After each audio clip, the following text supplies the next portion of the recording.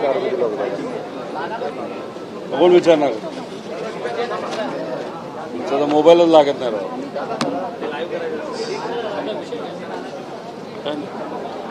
Entry app आपण चालू करायला पण सांगितलं होतं। एंट्री ॲप चालू करायचा सल्ला आपण दिलाय।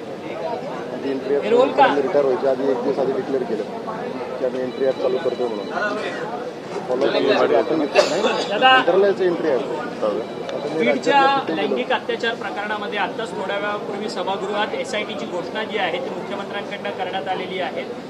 धनंजय मुंडे जे माजी आमदार माजी मंत्री आहेत आमदार आहेत सध्या राष्ट्रवादी काँग्रेस पक्षाकडनं ते थेट तुमच्या पक्षातील आमदार जे आहेत संदीप क्षीरसागर यांच्यावरती आरोप करताना पाहायला मिळतात। या सगळ्या प्रकरणाची सखोल चौकशी केली पाहिजे कारण की संदीप क्षीरसागरांचा हात जो आहे तो या सगळ्या प्रकरणामध्ये आहे। आरोपीला वाचवण्याकरता स्थानिक पोलीस प्रशासनावरती दबाव टाकण्यात येतो असं त्यांचं म्हणणं आहे। एक तर तुम्ही समजून घ्या, हे सरकार भाजपचं आणि महायुतीचं सरकार आहे। पोलीस प्रशासन हे आज सत्तेत जे लोक आहेत त्यांचं ऐकतात। पालकमंत्री आदरणीय अजितदादा आहेत। आता याच्यामध्ये जो विरोधात असणारा आमदार हा पोलिसांवर दबाव कसा टाकेल? संदीप भैया क्षीरसागर मगाशी येऊन तुमच्यासमोर ते बोललेले आहेत।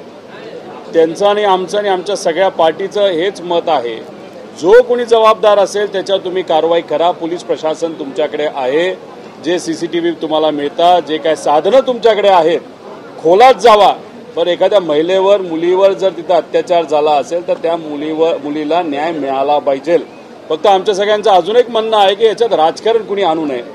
याच्यामध्ये आता तुम्ही चौकशी करत आहात, लवकरात लवकर चौकशीचा अहवाल तो पुढे आणा आणि जे खरंय ते लोकांसमोर यावं असं आमच्या सगळ्यांची त्या ठिकाणी मागणी आहे। संदीप भैयाचं सुद्धा हेच मत आहे। आता बीडचं राजकारण थोडंसं वेगळं असतं।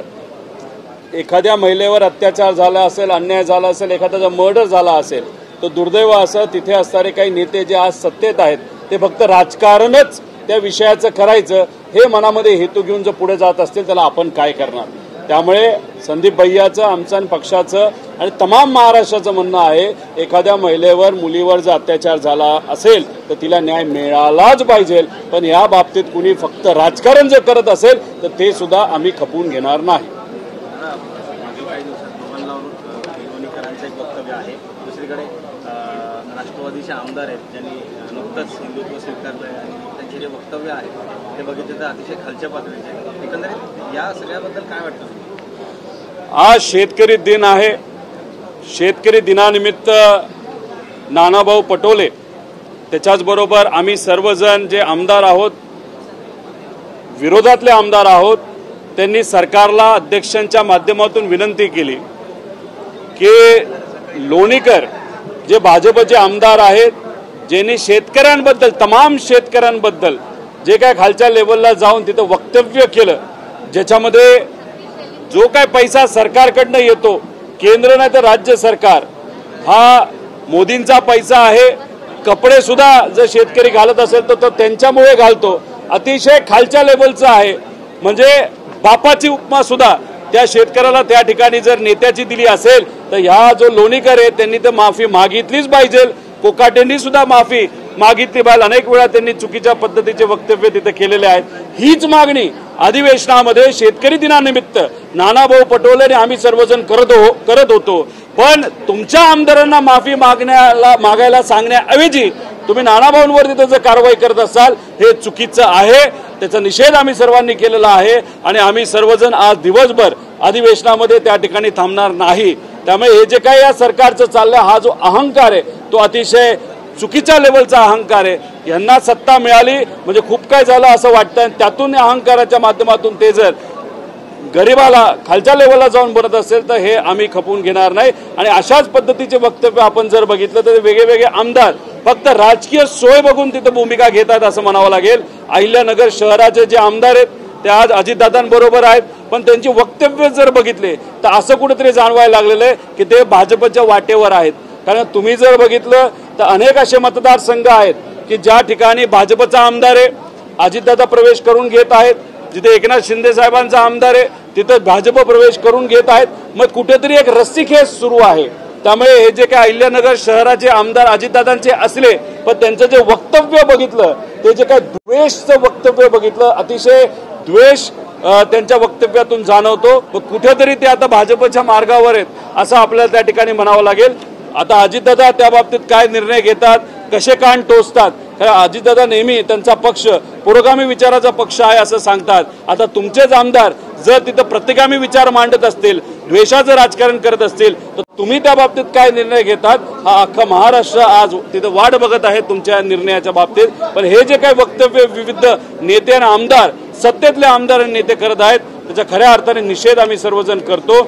आणि या लेवलचं राजकारण जर जाणार असेल तर लोकांनी पुढाकार घ्यावा लागेल आणि अशा लोकांच्या विरोधात आपल्या सगळ्यांना मिळून तिथं आंदोलन केल्याशिवाय पर्याय नाही असं या ठिकाणी मी नमूद करतो. विरोधकांची खुर्ची अजूनही खाली आहे का? विरोधी पक्ष नेता या अधिवेशनात निवडणूक होईल? सरकार सामान्य लोकांना घाबरतंय, जे लोक आंदोलन करतात त्यांना घाबरतंय.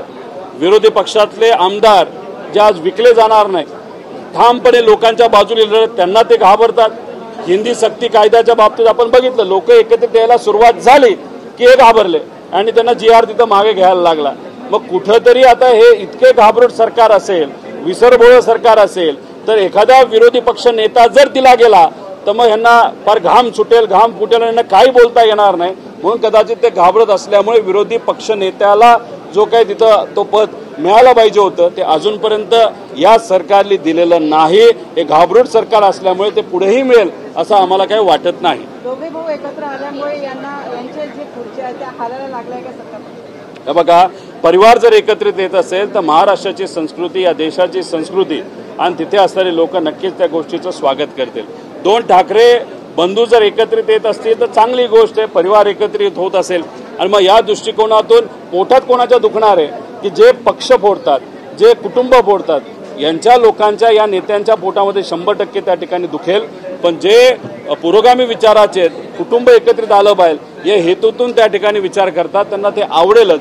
5 तारखेला ते 2 बंधू एकत्रित, ठाकरे परिवारातले बंधू एकत्रित येत असतील तर आम्ही सुद्धा त्या गोष्टीचं स्वागत करतो. फक्त आम्हीच नाही तर अख्खा महाराष्ट्र त्या ठिकाणी आणि सामान्य लोक या गोष्टीचा आणि कार्यकर्ते या गोष्टीचं स्वागत करतात.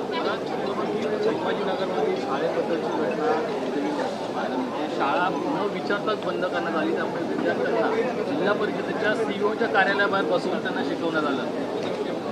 अहो, नगर आपला नागपूर ग्रामीण हा जर भाग बघितला, जिथं माझ्या अंदाजाने आपले मुख्यमंत्री साहेबच तिथं पालकमंत्री आहेत, त्यांच्याच त्या जिल्ह्यामध्ये जिथं ते निवडून येतात त्याच्या जवळच्या भागामध्ये अशा अनेक शाळा ज्या बंद केलेल्या आहेत त्या पालकांना सुद्धा माहीत नव्हत्या. तसंच ही जी घटना छत्रपती संभाजीनगर जिल्ह्यामध्ये तिथं झालेली आहे की अचानक कुलूप लावलं गेलं, तर हे कुलूप एका शाळेला लावलं गेलं.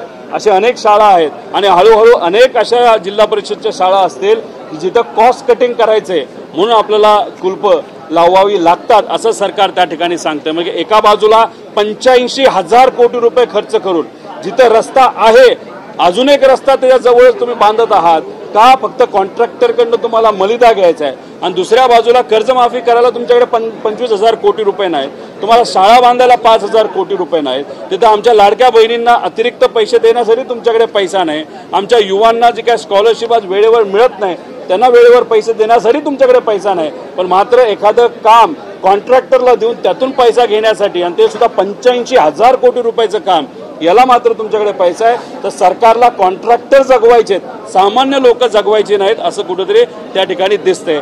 आणि मराठी कुठं शिकवलं जातं तर जिल्हा परिषद शाळेमध्ये शिकवलं जातं. आता हिंदी सक्ती कोण करते तर हे सरकार करते. दिल्लीवरनं आदेश आला महाराष्ट्रात तुम्हाला हिंदी सक्ती करायची आणि तुम्ही लगेच हिंदी सक्ती करायला सुरुवात झाली 1ली पासून 5वी पर्यंत.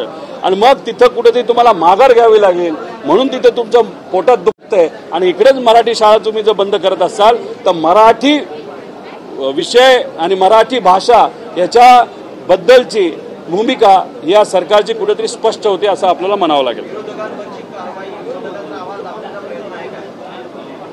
आहे ना, आता बोलायचा प्रयत्न केला, आम्हाला बोलून देत नाही. अध्यक्ष महोदयांना स्थगन प्रस्तावाच्या माध्यमातून मी सांगण्याचा प्रयत्न करत होतो. जामखेड तालुक्यामध्ये 2 दिवसापूर्वी एका 10वीतल्या मुलीवर रेप झाला, त्याच्यातला एका व्यक्तीला तुम्ही पकडलेला आहे, दुसरा व्यक्ती डोळ्यासमोरून पळून जाऊन हा दुसऱ्या तालुक्यात लपलेला आहे, हे सगळ्यांना तिथं माहिती. तरी सुद्धा तो जो मोहन नावाचा व्यक्ती आहे त्याला तुम्ही पकडत नाही का? तो एका अशा गँगचा प्रतिनिधी आहे ज्या गँगली त्या मतदारसंघामध्ये एका विशिष्ट पक्षाचा प्रचार तिथं केलेला आहे. मग त्या विशिष्ट पक्षाचा प्रचार केला आणि त्या गँगचा हा जो सदस्य असेल आणि या सदस्याने जर एका मुलीवर अत्याचार बलात्कार केला असेल ते सुद्धा अल्पवयीन मुलीवर आणि त्याच्यावर तुम्ही कारवाई करत नसाल तर हे फार चुकीची गोष्ट आहे. हाच विषय जेव्हा आम्ही मांडायला गेलो तेव्हा अध्यक्ष महोदय म्हणतात की जर महत्वाचा विषय असेल तर आम्ही मांडून देऊ. मुलीवर अत्याचार होतो, दौंडमध्ये अत्याचार झाला, हा विषय तुम्हाला जर महत्वाचा वाटत नसेल तर तुम्हाला विषय वाटतो कुठला महत्वाचा? कॉन्ट्रॅक्टर हा जो विषय तुमच्यासाठी महत्वाचा असेल आणि गरिबाचा आणि मुलींचा आणि मुलींच्या सुरक्षेचा जर महत्वाचं नसेल तर लखलाभ यांना त्यांची सत्ता आणि हे नंतर येत्या इलेक्शनमध्ये त्या बाबतीत काय करायचं लोकांना विश्वासात घेऊन हे आम्ही सर्वजण त्या ठिकाणी बघू. सत्तापक्ष नेते हे म्हणतात की मराठी शाळा ज्या होत्या त्या सीबीएसईकडे वळवलेल्या आहेत. उद्धव ठाकरे 2.5 वर्ष मुख्यमंत्री असताना यांनी सीबीएसईकडे काय शाळा वळवल्या जेव्हा यांना मराठीचा एवढा नाद होता? कुठं वळवावळवी झालेली नाही, शब्दाचा खेळ आहे. जे कोणी सांगतात त्यांना म्हणा पुराव्यासकट बोला. कारण भाजपचे मोठे मोठे नेते येतात, टीव्ही समोर बोलतात आणि निघून जातात. काही पुरावे त्यांच्याकडे नसतात. कधी आम्ही पुरावे मागतो तेव्हा पुरावे ते देऊ शकत नाहीत. मोघम बोलणारे सर्व नेते आहेत. मोघम सरकार आहे आणि गजनी सरकार आहे ज्यांनी त्यांनी त्या ठिकाणी शेतकऱ्याला, कष्टकऱ्यांना, महिलांना, मुलांना जो जो शब्द इलेक्शनच्या काळामध्ये दिला ते सर्व विषय हे सरकार विसरलेलं आहे. त्यामुळे या गजनी सरकारबद्दल बोलायचं काय तर हे फक्त गोलगोल भाषण करणारं सरकार आहे, बाकी काही नाही. इथं आपल्या सर्वांसमोर अजून एक चांगली गोष्ट मला सांगायला आवडेल. माझ्याबरोबर मिलिंद पाटील आहेत, आमच्या पक्षाचे ते पदाधिकारी आहेत.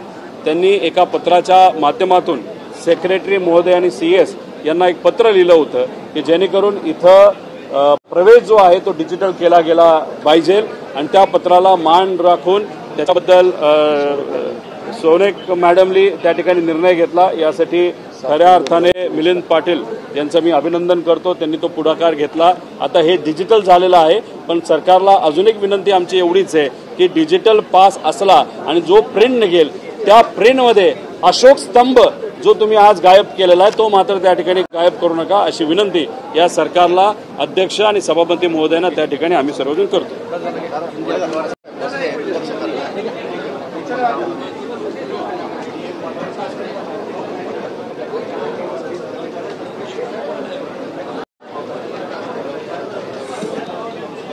सरपाट